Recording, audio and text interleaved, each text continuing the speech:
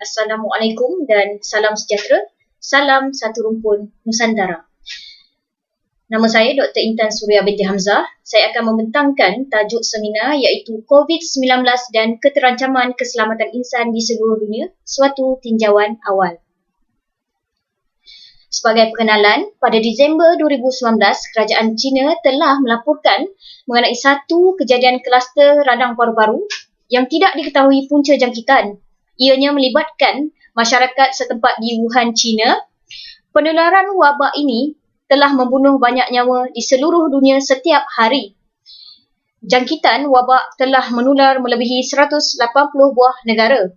Amerika, Sepanyol, Itali, Perancis, Jerman dan United Kingdom adalah negara yang terjejas paling tinggi jumlah positif jangkitan COVID dan kes kematian dicatatkan. Menurut WHO, COVID ini amat berbahaya dan ianya telah diisytiharkan sebagai kecemasan kesihatan awam dan kebimbangan antarabangsa. Pada 11 Mac 2020, Ketua Pengarah WHO telah mengisytiharkan COVID-19 sebagai satu pandemik. Kajian ini mempunyai 3 objektif. Yang pertama, membincangkan isu semasa berkenaan penularan wabak pandemik COVID-19, mengenal pasti negara-negara yang mengalami keterancaman keselamatan insan paling tinggi di dunia.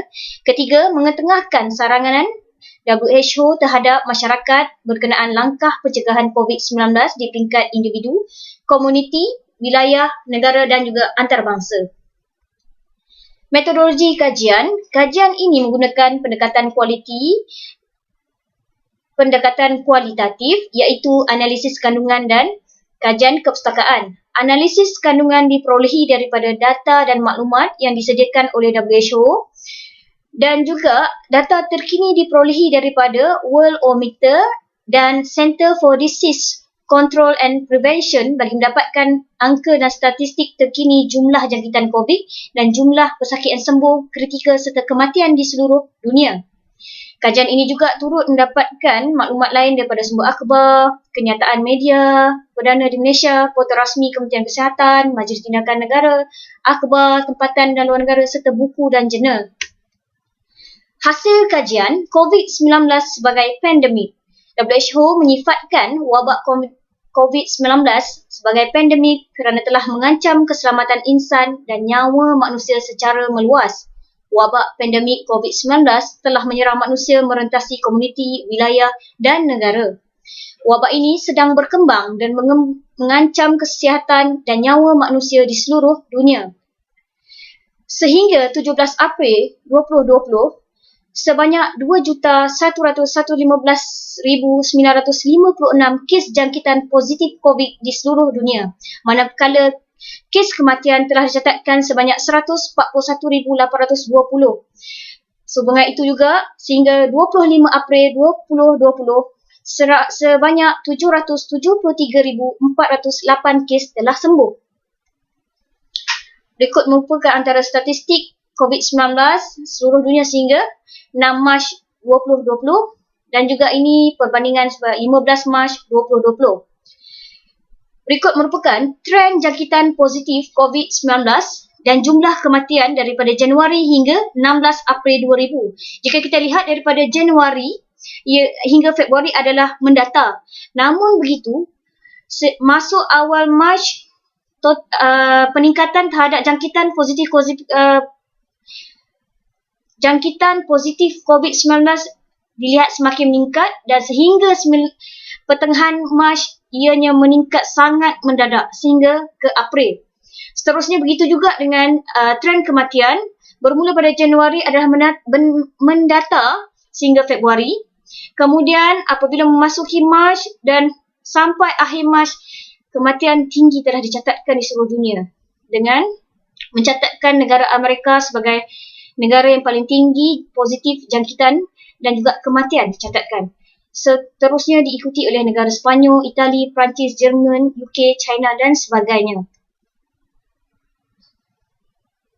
Sehingga April 2020, negara-negara di seluruh dunia telah mula dijangkiti COVID dan penularan wabak pandemik ini semakin meluas merentasi wilayah dan negara. Ancaman negara pada masa kini bukan lagi mengenai peperangan atau mempertahankan negara daripada ancaman musuh. Erti keselamatan sebenar telah diperluaskan meliputi keselamatan insan dan manusia. Keterancaman keselamatan insan boleh mengancam keselamatan negara dan kestabilan global.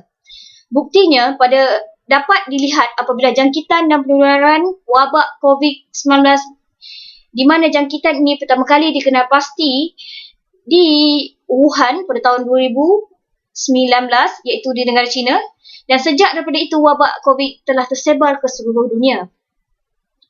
Berikut merupakan benua-benua yang telah dijangkiti oleh COVID-19. Kaedah penularan virus COVID-19. Virus ini menjangkiti manusia sama seperti jangkitan penyakit influenza iaitu melalui titisan pernafasan daripada batuk dan bersin. Ia paling mudah berjangkit apabila seseorang menerima tanda-tanda gejala tersebut. Masa antara pendedahan dan permulaan gejala biasanya bermula daripada 2 hingga 14 hari. Gejala umum seperti demam, batuk, sesak nafas seterusnya membawa kepada komplikasi radang paru-paru dan sindrom kesukaran pernafasan akut. Pada masa ini, masih belum ditemui vaksin atau penawar antivirus COVID-19, namun rawatan pesakit terus diusahakan oleh pihak perubatan melalui kaedah pengurangan simptom dan terapi sokongan. Langkah pencegahan COVID-19.